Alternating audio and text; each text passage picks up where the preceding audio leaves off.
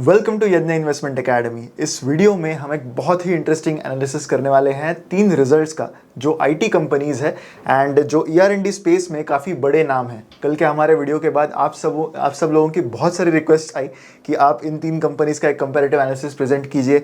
IT sector एक ऐसा sector है जिसके रिजल्ट्स अब ऑलमोस्ट खत्म हो चुके हैं, so we have a good idea कि Q4 नंबर्स कैसे रहे हैं, ओवरऑल FY24 नंबर्स कैसे रहे हैं। तो इनको हम यहाँ पर बेस रखते हुए इन 3 कंपनीज का एनालिसिस करने वाले हैं। The companies are KPIT, LTTS and Tata Elxsi. तो चलिए सबसे पहले हम नंबर्स को एनालिसिस करके शुरुआत करते हैं। सबसे पहले हम फाइनेंशियल्स की बात करेंगे, फिर हम रेवेन्यू मिक्स को भी कंपेयर करेंगे, डिमांड के कुछ हाईलाइट्स हैं हम उनको कंपेयर करेंगे, एम्प्लॉय मेट्रिक्स लाइक एट्रिशन, ये सब चीज़ों की बात करेंगे। कॉन कॉल के रिलेटेड कुछ हाईलाइट्स है वो भी हम आपको यहाँ पर दिखाना चाहते हैं एंड इवेंचुअली हम वैल्यूएशंस के साथ इस वीडियो को कंक्लूड करेंगे। तो चलिए शुरू करते हैं हम फाइनेंशियल हाइलाइट्स के थ्रू। रेवेन्यू हाइलाइट्स अगर हम देखें कि रेवेन्यू के नंबर्स कैसे रहे Q4 ऑफ FY24 के लिए फॉर ऑल दीज 3 कंपनीज, तो आप देख सकते हो आपकी स्क्रीन पर कि किस तरह से रेवेन्यू का जो इंक्रीज है वो इस क्वार्टर में दिखा है। INR रेवेन्यू अगर हम देखें तो KPIT ने वो इंक्रीज किया है by almost 30% on a year on year basis. Quarter on quarter basis पर भी 5% की ग्रोथ उनके रेवेन्यू नंबर्स में दिखी है। वहीं LTTS के केस में year on year growth is just 7%, quarter on quarter growth 5% की कंपनी को रही है। टाटा एलेक्सी के केस में जो उनकी ईयर ऑन ईयर ग्रोथ है वो 8% रही है। क्वार्टर ऑन क्वार्टर बेसिस पर एक हल्की सी डी ग्रोथ भी नजर आई है। USD रेवेन्यू जो है वो KPIT एंड LTTS दोनों डिस्क्लोज करते हैं, तो वहाँ पर भी हमें सिमिलर नंबर्स दिख रहे हैं जो INR रेवेन्यू में दिखे हैं। बेसिकली जो बाकी INR डिप्रिसिएशन की वजह से इफेक्ट आता है उस वजह से INR रेवेन्यू जो है वो कंपनीज का हायर होता है। कांस्टेंट करेंसी रेवेन्यू ग्रोथ अगर हम देखें तो वो 28%, लगभग 28% की KPIT के केस में रही है, जबकि LTTS के केस में this is around 5%। Tata Elxsi के केस में this has seen a de growth of 0.6%। तो कांस्टेंट करेंसी को अगर हम कंपेयर करें तो इस क्वार्टर में ईयर ऑन ईयर बेसिस पर टाटा एलेक्सी ने एक्चुअली डी ग्रो किया है, बट INR में revenue has grown by 8% because mainly because of the rupee depreciation. So this is how the main numbers have panned out for all these 3 companies. KPIT के case में इतने अच्छे numbers क्यों रहे हैं? मेनली उनकी Asia की डिमांड, स्पेशली चाइना, वो काफ़ी अच्छी रही ड्यूरिंग दिस क्वार्टर एंड जो उनके यूरोपियन क्लाइंट्स हैं वो भी इन लाइन दिखे हैं विद द प्रीवियस नंबर्स जो कंपनी के ले रहे हैं। LTTS के केस में उनके जो कस्टमर्स है वो काफ़ी कॉशियस है अबाउट द स्पेंडिंग इम्पैक्ट जो industrial products and transport segment में हो सकता है। तो कंपनी ने कहा है कि उनके क्लाइंट उनके जो कस्टमर्स हैं उनकी तरफ से थोड़े से डिमांड प्रेशर्स उनको ज़्यादा है, तो इस वजह से they have spent a bit less amount in their segments. Tata Elxsi के केस में जो ट्रांसपोर्टेशन सेगमेंट है that has grown by 24%। Now Tata Elxsi is into multiple segments, media and communication उनका एक और सेगमेंट है, हेल्थ केयर एक सेगमेंट है, पर ट्रांसपोर्टेशन जो सेगमेंट है that has grown by 24% on year basis. But clearly उनके बाकी सेगमेंट्स में काफ़ी स्लोड डिमांड नजर आ रही है, जिस वजह से ओवरऑल नंबर्स उनके ठीक ठाक ही दिख रहे हैं फॉर Q4 ऑफ FY24। अभी हम प्रॉफिटेबिलिटी मैट्रिक्स देखते हैं। ऑपरेटिंग प्रॉफिट अगर हम देखें तो KPIT के केस में this has increased by almost 40%, जबकि LTTS एंड टाटा एलेक्सी दोनों के केस में this is 4.7%, lower single digits में है। क्वार्टर ऑन क्वार्टर बेसिस पर तीनों कंपनीज में बहुत ज़्यादा फर्क नहीं है, हालांकि LTTS के केस में operating profits have gone down, there has been a de growth there. Operating margins यानी आपके जो ऑपरेटिंग मार्जिन है, EBITDA मार्जिन है, उनमें कितना डिफरेंस है, तो वो KPIT के केस में, सिर्फ KPIT के केस में that has gone up. So company is actually earning better operating margins in Q4 compared to both year on year and quarter on quarter basis. Margins again अगर हम specifically क्या चीज़ें रही उसकी अगर हम बात करें तो KPIT के केस में middleware, connected and autonomous domains जो है उसमें उनके मार्जिन्स बेटर नजर आए इस क्वार्टर में, जिस वजह से उनके ओवरऑल नंबर्स काफ़ी बेटर दिख रहे हैं। टाटा एलेक्सी के केस में जो डिक्लाइन है मार्जिन्स में वो मेनली एम्प्लॉय कॉस्ट की वजह से, काफ़ी सारा फ्रेश हायरिंग कंपनी ने Q4 में किया था, जिस वजह से क्वार्टर ऑन क्वार्टर बेसिस पर भी आप देख सकते हो कि उनके जो ऑपरेटिंग प्रॉफिट्स है वो डिक्लाइन होते हुए नजर आए हैं। अगर हम रेवेन्यू हाइलाइट्स देखें now, this is for FY24। कई बार हम क्वार्टर्स को एनालाइज करते हैं for a number of periods, लेकिन हमें जो बिग पिक्चर है उस पर अपनी नज़र नहीं हटानी है। जो बिगर पिक्चर है वो हमें FY नंबर्स में दिखेगा, फाइनेंशियल ईयर के नंबर्स में दिखेगा। सो FY24 को अगर हम कंपेयर करें FY23 से, तो किस तरह की रेवेन्यू ग्रोथ यहाँ पर कंपनीज ने दिखाई है, तो अगेन इस केस में KPIT has shown the highest growth of almost 45%, जबकि LTTS के केस में this is less than 10%, Tata Elxsi के केस में this is around 13%। 20%। So again जो ट्रेंड्स हमें Q4 में नजर आए वही ट्रेंड्स हमें फाइनेंशियल ईयर बेसिस पर भी नजर आ रहे हैं इन दीज 3 कंपनीज। इन्हीं चीज़ों को अगर हम FY24 वर्सेज FY23 कंपेयर करें फॉर प्रॉफिट एंड मार्जिन्स, तो again you will see something similar. KPIT के केस में डेफिनेटली ऑपरेटिंग मार्जिन्स उनके इंप्रूव होने की वजह से एक बहुत अच्छा लेवरेज इंपैक्ट उनको मिला है यहाँ पर उनके फाइनेंशियल्स पे, जिस वजह से उनके ऑपरेटिंग प्रॉफिट्स, नेट प्रॉफिट, हर चीज़ में जो इंक्रीज है that is even more than the revenue increase. Again in case of LTTS and Tata Elxsi, these growth numbers have been muted, they have been in line with जिस तरह से revenue grow हुआ है somewhat उसी लाइंस पर इनके profitability numbers भी यहाँ पर ग्रो हुए हैं। क्लियरली KPIT के केस में हायर ऑपरेशनल एफिशिएंसी एंड काफ़ी सारे क्लाइंट फोकस स्ट्रेटेजीज की वजह से company has been able to increase their profit at a very handsome rate. अब कंपैरिजन हम करते हैं कि जो कॉन्ट्रैक्ट वाइज रेवेन्यू है उसको हम कंपेयर करते हैं fixed price and time and material based price है। 2 तरीके के कॉन्ट्रैक्ट्स इस इंडस्ट्री में होते हैं ना। इसका मिक्स अगर आप देखोगे यहाँ पर तो मोर और less Tata Elxsi and KPIT के केस में this is 50-50, somewhere around 50-50। LTTS के केस में उन्होंने कहा है कि उनका जो टारगेट है of this revenue from fixed price contracts, उनका टारगेट है 35 से 40% ले जाना। So they are now somewhere around the upper range of that. 39.5% उनका फिक्स्ड प्राइस कॉन्ट्रैक्ट्स के थ्रू आता है, बाकी सारा वेरिएबल कॉन्ट्रैक्ट्स के थ्रू आ रहा है। ज्योग्राफी वाइज रेवेन्यू अगर हम देखें तो यहाँ पर जो भी नंबर्स रेड में हाईलाइटेड है वो compare to Q3 of FY24 वो कम हुए हैं। सो क्लियरली KPIT के केस में अमेरिका से आने वाला रेवेन्यू एंड यूरोप से आने वाला रेवेन्यू कम हुआ है as a proportion of total revenue. I am not saying कि ईयर ऑन ईयर या फिर क्वार्टर ऑन क्वार्टर बेसिस पर देयर इज एब्सोल्यूट डिक्रीज, सिर्फ एज अ टोटल प्रोपोर्शन जो है वो कम हुआ है यहाँ पर। रेस्ट ऑफ द वर्ल्ड यानी एशिया प्लस अदर्स, इसकी वजह से कंपनी की ग्रोथ काफ़ी स्ट्रांग रही है। 18% रेवेन्यू जो है Q4 में KPIT को एशिया प्लस अदर मार्केट से आया है। Similarly in the case of LTTS again Asian markets have grown, same is the case with Tata Elxsi as well. तो क्लियरली एशिया से ही ज़्यादा रेवेन्यू तीनों कंपनीज को इस क्वार्टर में ज़्यादा आया है। सो बेसिकली इट मीन्स कि Asia as a market has grown better than other markets for all these 3 companies. अब हम बात करते हैं सेगमेंट वाइज रेवेन्यू की। ये तीनों कंपनीज सॉफ्टवेयर में तो है, लेकिन इनके जो कस्टमर्स है वो किस सेगमेंट से है, इसका एक यहाँ पर एनालिसिस हमने प्रेजेंट किया है। Q4 FY24 में you might be already knowing KPIT is a pure play transportation exposure. अगर आप उस स्टॉक को अपने पोर्टफोलियो में रखते हो, सो इट बेसिकली मीन्स कि इनका पूरा रेवेन्यू जो है वो ट्रांसपोर्टेशन सेगमेंट से ही आता है। Whereas in the case of LTTS and Tata Elxsi काफ़ी डाइवर्सिफाइड रेवेन्यू प्रोफाइल है इनका। इसके कुछ फायदे भी हो सकते हैं, इसके कुछ नुकसान भी हो सकते हैं।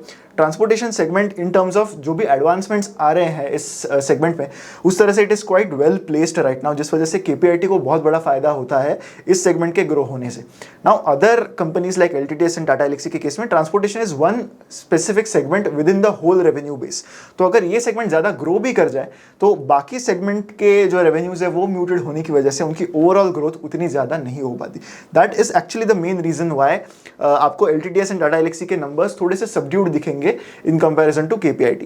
नाउ टाटा एलेक्सी के केस में उनका जो उनका जो हेल्थ केयर का सेगमेंट है एंड मीडिया एंड कम्युनिकेशन का सेगमेंट है, उसमें कुछ सालों में बहुत लंपी रेवेन्यूज हो सकते हैं। जैसे FY21 में हमने देखा कोविड के टाइम्स थे, तो ऐसे में इनके जो कस्टमर्स थे वो काफ़ी ज़्यादा स्पेंडिंग कर रहे थे in the media and health care divisions.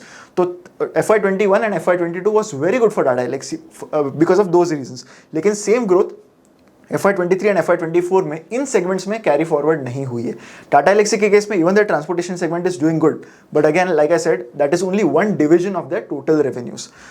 LTTS के केस में ट्रांसपोर्ट एंड इंडस्ट्रियल प्रोडक्ट जो है उसमें भी थोड़ा सा डिक्लाइन दिखा है, कुछ डिलेड डिसीजंस हुए हैं कंपनी की ओर से, ऐसा कंपनी ने यहाँ पर एक्सप्लेनेशन दिया है इस चीज़ का। टाटा एलेक्सी के केस में ट्रांसपोर्टेशन ग्रोथ ही मेन चीज़ है जिस वजह से उनके रेवेन्यूज थोड़े ठीक ठाक यहाँ पर नजर आ रहे हैं। मीडिया सेगमेंट में डी ग्रोथ नजर आया है, कस्टमर रैंप डाउन दिखा है जो शायद FY25 में भी कंटिन्यू होता हुआ नजर आएगा। हेल्थ केयर सेगमेंट है, हालांकि हेल्थ केयर सेगमेंट ज़्यादा कंट्रीब्यूट नहीं करता कंपनी के लिए, बट हेल्थ केयर सेगमेंट में थोड़ा सा इंक्रीज इन कस्टमर बेस आगे देखा जा सकता है, ऐसा कंपनी का कहना है। क्लाइंट कॉन्सेंट्रेशन भी एक काफ़ी इंपॉर्टेंट पैरामीटर होता है यहाँ पर कि आपके जो मेन की क्लाइंट्स है उनसे आपको कितना रेवेन्यू आ रहा है, बिकॉज हमें एज एन इन्वेस्टर ये देखना होता है कि आपकी डिपेंडेंसी कितनी कम या ज़्यादा है on particular group of clients. तो तीनों कंपनीज को हमने यहाँ पर कंपेयर किया। टॉप 5 क्लाइंट्स से LTTS को अराउंड 15% रेवेन्यू आता है, टाटा एल्क्सी को 46% रेवेन्यू टॉप 5 क्लाइंट से आता है, जबकि टॉप 10 क्लाइंट्स के केस में LTTS is getting almost 26% revenue from top 10 clients, whereas Tata Elxsi is getting 56%।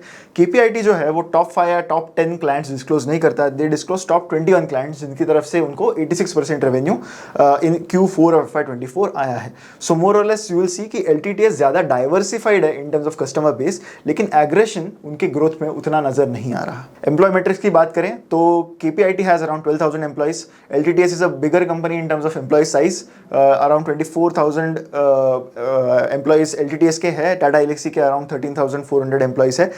Attrition rates KPIT does not disclose attrition rates, but LTTS के केस में इट इज 14.8%, टाटा एल्क्सी के case में it is 12.4%। So overall attrition rates are somewhere near the industry standards जो ER&D space में होते हैं। यहाँ पर एट्रिशन थोड़ा सा कम होता है compare to the services IT companies like TCS, Infosys and others.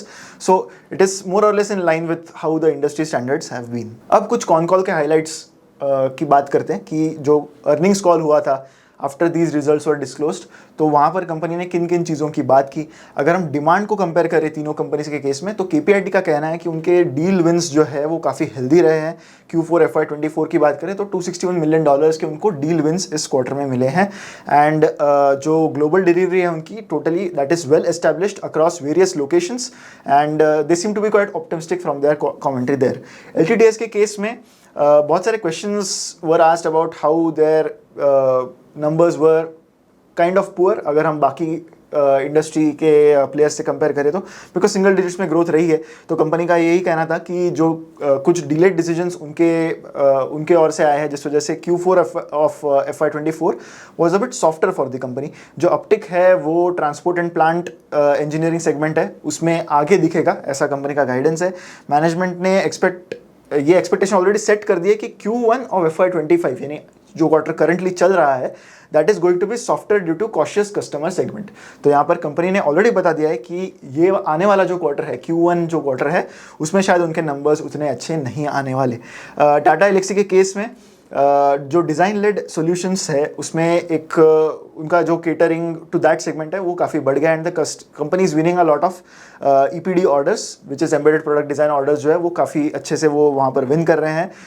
Transportation segment में रैंप अप काफ़ी अच्छा दिखा है, जो पिकअप हुआ इन द सेकेंड हाफ, जो आगे और पिकअप होगा in the second half of FY25। Strong pipeline नजर आ रही है कंपनी को, सो हो सकता है इस सेगमेंट से रेवेन्यू कंपनी का जिस तरह से बढ़ता आ रहा है वो आगे भी कंटिन्यू होगा।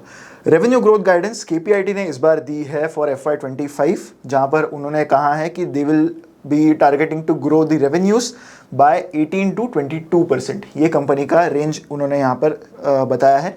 कंपनी का जब Q2 का रिजल्ट था for this financial year that just ended, Q2 of FY24, तब कंपनी ने कहा था कि उनको ग्रो करना है by 37% on for FY24 compare to FY23। Actual growth उन्होंने 40% की दी।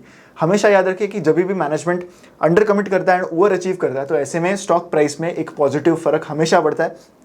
अपने पास्ट में इसके बहुत सारे एग्जांपल्स देखे हैं। So similar is the case with KPIT। Again numbers did not disappoint from the investor perspective, इस वजह से कंपनी का जो शेयर प्राइस था वो भी कल काफ़ी अच्छे से ऊपर नजर आया था। सो FY25 का गाइडेंस उन्होंने ऑलरेडी सेट कर दिया है, अल्दो दिस इज जो ग्रोथ रेट है that is less then what they guided for FY24, but overall आप एक इंडस्ट्री का फ्लेवर ही देख सकते हो कि you can not expect a very large number in terms of growth.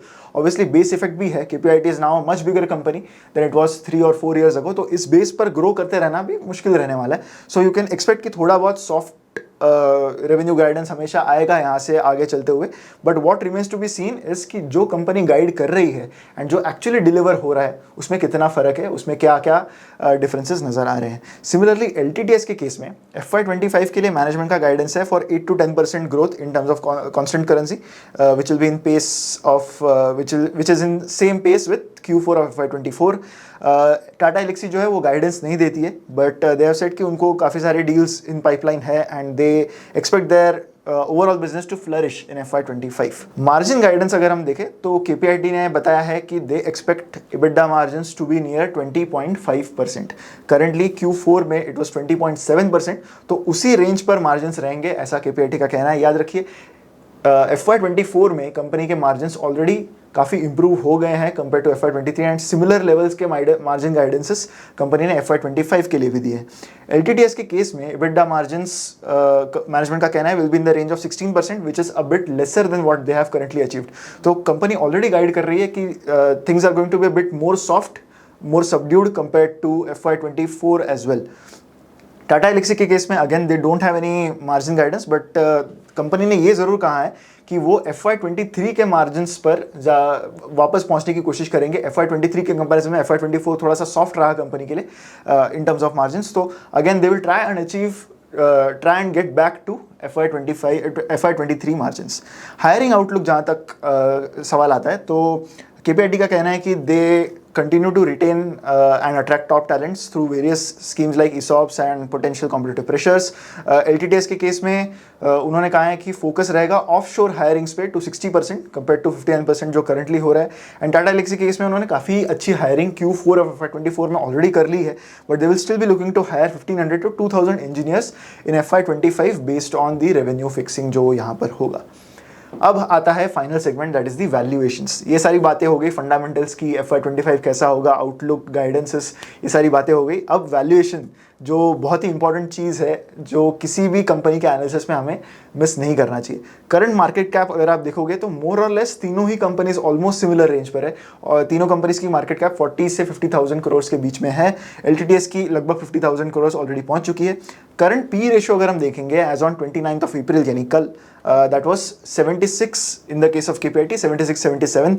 LTTS के केस में दैट इज 38, टाटा एलेक्सी के केस में that is 56। So P valuation जो है उसमें काफ़ी बड़ा डिफरेंस है in all three companies. And ये आपको अब तक समझ में आ गया होगा कि वो क्यों है, बिकॉज हर एक जो वैल्यूएशन मल्टीपल होता है दैट शोज की एक इम्प्लाइड ग्रोथ एक्सपेक्टेशन कितनी होगी मार्केट की, एंड उसी के बेसिस पर हमेशा वैल्यूएशंस फंक्शन करते हैं। 3 year and 5 year median P के केस में अगर हम दोनों से कंपेयर करें तो KPIT is already trading at a premium. Again उन्होंने हमेशा डिलीवर किया है and they have always given strong guidances. They are quite aggressive player in this case. LTTS के केस में इनके valuations somewhat in line with 3 year and 5 year median P है। टाटा एलेक्सी के case में these valuations, current valuations are at a bit discount compared to the 5 year median P, at a very good discount compared to the 3 year median P. So more or less थोड़ा सा moderation इन valuations Tata Elxsi के case में। हालांकि एक चीज़ हमेशा याद रखिए कि जो 3 year and 5 year median PEs है टाटा एलेक्सी के केस में, वहाँ पर एक ऐसा दौर भी था जहां पर Tata Elxsi was doing very good in the health care and media communication segment, तो उस वजह से उनको वैल्यूएशन मल्टीपल भी तब काफ़ी अच्छा मिला था। टाटा एलेक्सी का शेयर प्राइस 10,000 तक जा चुका है, वहाँ से वो करेक्ट होकर अब लगभग 7,000 के आसपास है। सो वही एक रीज़न था कि जो ग्रोथ थी वहाँ पर वो आगे कंपनी सस्टेन नहीं कर पाई FY23 एंड FY24 में। सो this is how the valuations for all these 3 companies pan out. अगर हम एक तरीके से देखें तो अगर आपने हमारे कभी सिनारियो एनालिसिस के वीडियोस देखे होंगे जहाँ पर हम conservative, moderate and aggressive case में एक कंपनी का वैल्यूएशन जो है वो उसको हम टेस्ट करने की कोशिश करते हैं, तो वैसा ही वैल्यूएशन ये तीनों कंपनीज का within the same segment है। अगर हम कोई कंजर्वेटिव सिनारियो देखें तो then LTTS is someone that fits into the conservative scenario, moderate case में somewhere close to what Tata Elxsi is giving, and aggressive case में ऑब्वियसली KPIT के जो नंबर्स है एंड वैल्यूएशंस है वो एक एग्रेसिव टाइप का सिनारियो जो है with in the same segment हमें 3 कंपनीज देखने मिलती है with a very different approach.